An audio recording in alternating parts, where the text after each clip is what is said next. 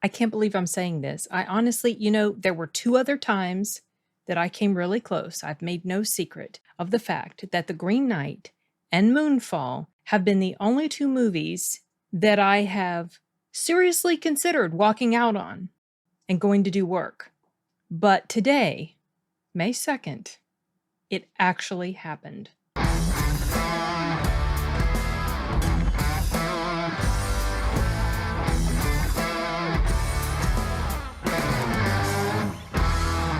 I went to go see the movie Agent, Indian language movie, playing at my local theater. And I found out about it through my Cinemark app. And it looked interesting. And I'd had generally pretty positive experiences with Indian language movies that I have watched. The very first one that I watched was Minal Murali, and I think that movie spoiled me, you guys. I think it spoiled me because it was put together so well, and the acting was good, the cinematography was great. I loved the premise, and it felt rooted in reality despite the subject matter, because it was about people that had developed these superpowers due to some fluke that happened with lightning or something like that. Then I watched another movie, Chiruli, I think. I was okay, I wasn't crazy about it. Then I think the next movie I watched was Pathan. And that was crazy and over the top, but it was visually gorgeous. The actors were gorgeous. And even though it veered very heavily into John Wicky territory, I generally enjoyed it, but I had issues with it because of how just so totally over the top and crazy it was. But still, I didn't want to walk out. I was entertained for the most part, despite all the cons that I did rant about. I was generally entertained. I didn't hate it, okay? Then I saw a movie that I haven't done a review for yet called Badla. Love that film. So when I saw this featured on my Cinemark app, I thought it looked like a good idea. I was wrong. I have one pro I can say about it. I thought there was another one, but it's not coming to me now. I have one pro. There was a quote in here. I thought it was pretty profound, very simple, but made a lot of sense. Before I get to that, I'll tell you about the premise. From what I could tell, from the 1 hour that I spent in the theater that I wish I could get back. The premise is, there's this guy, I can't even remember his name. Main guy here, this dude. He wants to be a secret agent. He's obsessed with it. He's very perceptive. He's got these good skills. He's sort of self-trained, to be able to be a special agent. Hold on a minute. Sorry. So anyway, like I was saying, he has trained himself to be a special agent. He has tried multiple times to apply to whatever organization he has to apply to become a special agent or secret agent, whatever. He keeps getting rejected. He tries so hard. He's a hacker. He comes up with schemes in order to get himself inserted into this program or this group of people. And I think at the point that I left it, he hadn't been officially brought in yet, or maybe he only just had, something like that. I didn't even get all the way through it. As you know, that was the whole point of my intro. So during this scene where he's talking to the head honcho guy, the label that's given him is like the devil or something like that. It'll come around and it'll show him. When he's talking to that dude who's like the head of the secret agent people, he's very enthusiastic about what he wants to do. So the guy tells him to do something. And it's pretty awful. He tells him to go, okay, if you really want to, go kill this person over there, because it was some bad guy. And at this apparent hesitation on the main actor's face, the leader of the secret agents says, the quote he said was, "Fantasy and duty are 2 entirely different things." I liked that enough that I specifically wrote it down. And as I was looking through my notes, the only thing that fell under the pro column was that one quote. That one quote. Everything else, it's a bunch of cons, y'all. I'll start off by saying that at the beginning of this film, there was one trailer that was right before it. The trailer was more entertaining than this whole movie was, or the part of this movie that I saw. When this movie actually got started, I thought at first it might be another trailer, because the way it got started was a little confusing. It almost made it seem like it was telling you stuff that you should have already known from possibly a previous movie, but I don't think that this was a sequel. I might be wrong. But if I'm wrong, then this feeling that I got from the first part of this movie should have smoothed itself out by the time you got fully into what was happening, and it didn't. This feeling kept on going throughout, and basically what I'm referring to is the way it starts off. I thought, what am I missing? Because it's just doing all this very fast. It's doing here, and it's going over here, and then it's going over here, and it's going over here, and it's just showing all these different things. It's very fast, choppy narrative and editing that was going on. And that's what made me think, wait, is this a sequel? But that continued throughout the entire portion of what I saw. And I have a feeling that the last hour and a half was probably no different. And that was really jarring. I did not like that at all, because it was just so much. It was like all these gear shifting things that were happening. You're here, you're here, you're here, you're here, you're here. It's just like and this movie is 2.5 hours long, more than 2.5 hours long. I sat through about 50 to 60 minutes of it before I finally decided I can't. And Arturo was at the theater as well. He had gone to go see The Covenant. And I'm looking at my watch, and my movie started about an hour or so ahead of his. And I was looking at my watch. When I got to the breaking point, I thought to myself, I would rather go rewatch The Covenant than sit through another hour and a half of this. And so I got up, and I got my money back, and I bought a ticket for The Covenant. Anyway. Okay. So yeah, there's that. Also, the use of slow-mo. I mean, I thought Pathan was bad. I thought Zack Snyder was really heavy-handed with the slow-mo. You guys, this movie has both of them beat. I mean, slow-mo about every few seconds. It was exhausting. That's probably why this movie was so doggone long. You chop out all the slow-mo and maybe it's only an hour and a half. Anyway, it was just crazy. There's a bit of comedy in here that almost goes in the...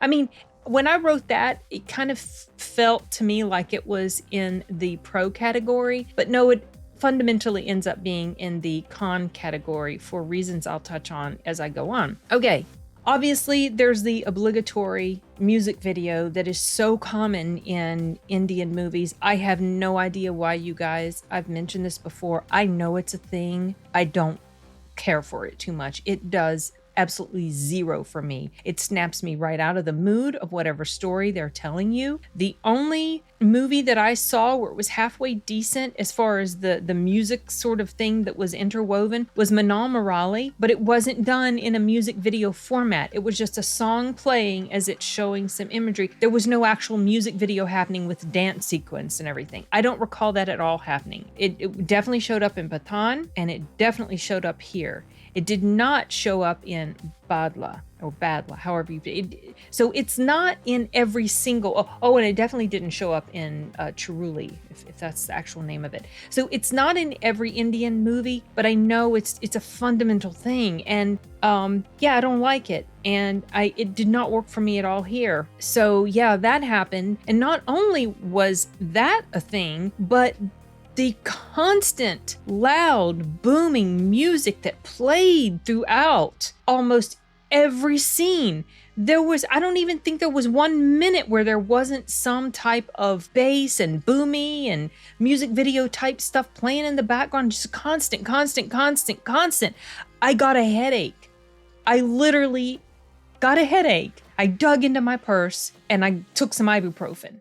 And I think maybe by the time I left, the ibuprofen had started to kick in, or it just hadn't quite completely kicked in yet. So yeah,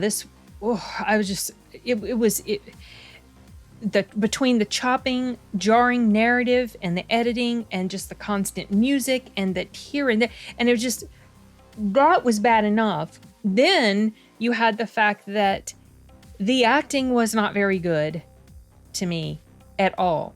This main character, he was over the top. Now, I know a lot of Indian movies can be a little kind of, overly dramatic and stuff, but that did not feel like the experience in the other movies that I saw. So I'm thinking it's just this movie. I'm sure there's probably other movies within Indian cinema that's probably pretty terrible. It just so happens that this is the first one I've stumbled across. I haven't seen a ton of them. So anyway, he wasn't that great. he was way too goofy acting. Like, he wants to be this super cool spy and everything. And then when he's in the midst of this request that this guy gives him, go kill this guy. And he seems like he's a little bit old, but then he goes and kills the guy. And then right after he kills the guy, he acts all goofy and comedic and everything. It's like, there was this complete mismatch. And I was thinking, is this movie trying to be a comedy, or is this supposed to be some sort of cool action flick? Yeah, musical blast soon. That's exactly what was going on in this film. Nonstop musical blast. I was so tired of it. I was so done. And this film, like I was saying, was I even saying it? It didn't seem to know what it wanted to be, whether it wanted to be a cool action flick or a goofy comedy or both. But there was this definite mismatch. Like, it just didn't fit at all. And I think there are ways that it can be done, because I've seen things that are actiony and funny and some goofiness going on, comedy. I've seen that done in action adventures. I've seen that done in horror. It can be done. It wasn't done very well in here. And so, yeah, they were just, at least with the movie Pathaan, there were some comedic moments, but it landed, it fit. And at least the story in Pathaan, it flowed better and it was edited better, and the cinematography was much, much better. It was just the quality was so, like, it was way on up there with Pathaan compared to this, despite my issues with Pathaan. I don't know if this movie was trying to be as good as something like that or what the heck, but it just failed. I'm going on a bit more of a rant than I meant to go on. I was just so aggravated by how poorly done this movie was. The special effects with the fire, was not good. You could tell it was digital fire. That really was that was kind of painful to look at. There were moments that were super contrived. Did I talk about the love story? It was so corny the way it was set up. It was bad. And then not only that, but there's this scene, this super contrived over the top scene where this bad guy, way over the top bad guy, not the main bad guy, but some other dude, he's like threatening this girl with the threats of a certain type of, assault. And the way that played out was just so ridiculous. It was like he was behaving this way in front of a room full of people, and it was just, it didn't feel authentic. And it was shortly after that scene that I walked out.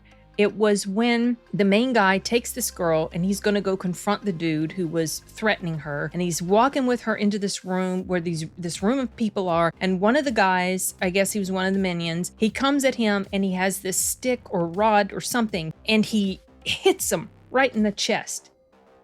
Dude doesn't even react like anything's happened. He acts like he's freaking Superman. He just walks on by, and either the rod just kind of like falls out of the other dude's hands or it breaks or something. It was just like, I was like, I'm done. I can't do an Indian version of John Wick on steroids. I can't. So I walked out, and I was like, wow, I've never done that before. Now at home, yeah, I'll turn off a movie if it doesn't interest me or whatever. But if I'm in a movie theater and I've paid money for a ticket, especially for something that I've specifically gone to the theater to do a review for, I feel this sense of obligation. I need to. But you know what? Life is too short to have to suffer through something that is making you miserable. And I learned that lesson a long time ago when it came to books, either that I would read or listen to. I used to feel that I had this sense of obligation. I needed to finish it. I had to. I owed it somehow to the narrator or the author or what. And then I got to the point where I decided, you know what? There are so many other interesting stories that I'm interested to listen to. Okay, whatever. There are better books that I'm interested to listen to. They're just waiting there for me. And I'm spending all these hours on something that I hate.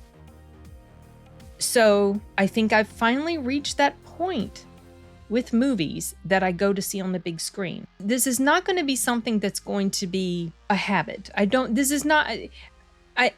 going to try to be maybe a little bit more, I don't know if I should say picky or selective or whatever, but, and I don't want to pay attention to reviews all the time before I go see something. So, it's a little tricky. This is not something that's going to be a continuing thing with me. This might be the only movie I will ever have walked out on in the history of me going to see something on the big screen.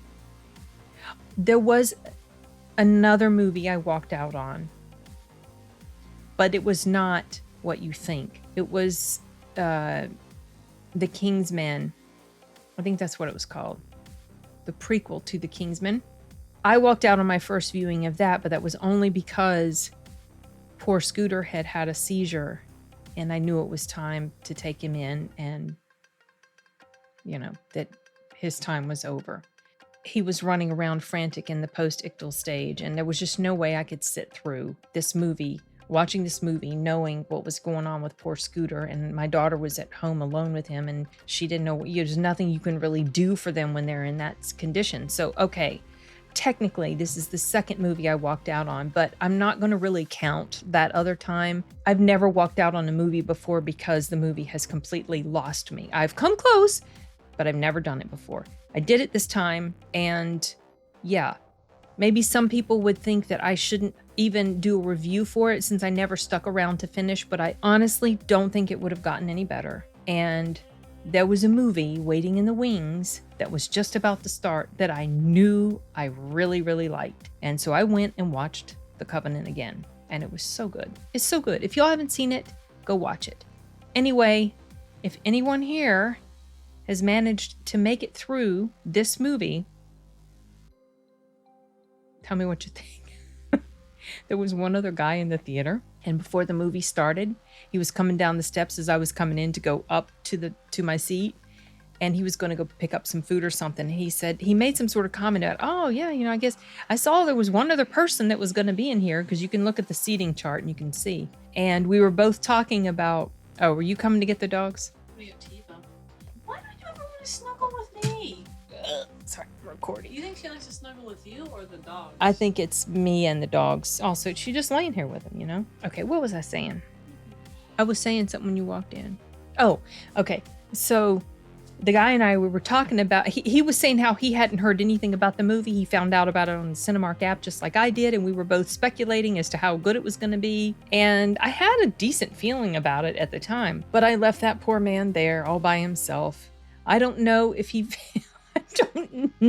was able to finish it or not, but bless you, sir, if you were able to finish watching it. Maybe you loved it. I don't know. I did look at the IMDb score on it after I got home, and I saw that it doesn't even have a score of 5. So I'm not alone in how I feel about this. Not that that necessarily means anything, because there have been people that hate a certain film that I really enjoy, and a film that I hate that other people really enjoy. But I do feel this sense of validation that I'm not completely out of my mind when it comes to the feelings I was having about this movie. And yeah, so there's that.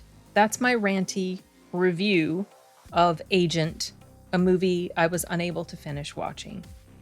And there was another review that I was going to try to film tonight, but it's a bit late, so I don't think I'm going to. I'm going to be doing a review for Bad Luck, which is the other Indian language movie that I was telling you about. That was an excellent movie. It was a remake of a Spanish language movie called Contratiempo, or The Invisible Guest. And I'm going to sort of do, it's going to be a review of Bad Luck, but it's also going to, I'm going to kind of sort of contrast and compare the original, the Spanish language version, with this one. There's not going to be much contrasting and comparing because they were both pretty much identical. There was just a gender swap of the main characters. So anyway, okay, well that's it for this. Yeah, unfortunately, I just don't have many good things to say about this film. I've gone through everything I wrote down. So we'll see you guys later. Bye.